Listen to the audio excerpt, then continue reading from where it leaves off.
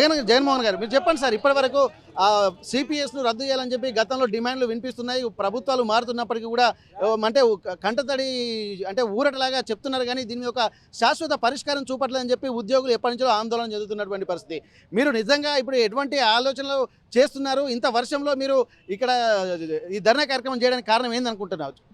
ఈరోజు 20 సంవత్సరాల క్రితం దుర్మార్గంగా ఉద్యోగుల భవిష్యత్తును నష్టపరిచే విధంగా ఆ రోజున్న ప్రభుత్వం తీసుకొచ్చిన ఈ సిపిఎస్ విధానాన్ని రద్దు చేయాలని చెప్పి దేశవ్యాప్తంగా ఉద్యోగ సంఘాలు 20 సంవత్సరాలుగా డిమాండ్ చేస్తున్నా కూడా ఈరోజు ఏ పార్టీ ప్రభుత్వంలో ఉన్నా కూడా ఉద్యోగుల పట్ల మరి వాళ్ళు చిత్తశుద్ధి లేకుండా మరి ఈరోజు ఉద్యోగుల ఒక ముఖ్యమైన సిపిఎస్ విధానాన్ని రద్దు చేయమనంటే ఎవరు పట్టించుకోలేని పరిస్థితుల్లో ఈరోజు 20 సంవత్సరాలు గడిచినాక మరి కేంద్ర ప్రభుత్వం ఏదైతే యూపీఎస్ అనే ఒక కొత్త విధానాన్ని ప్రవేశపెట్టి దీన్ని పక్కదారి పట్టియాలని ప్రయత్నిస్తున్న తరుణంలో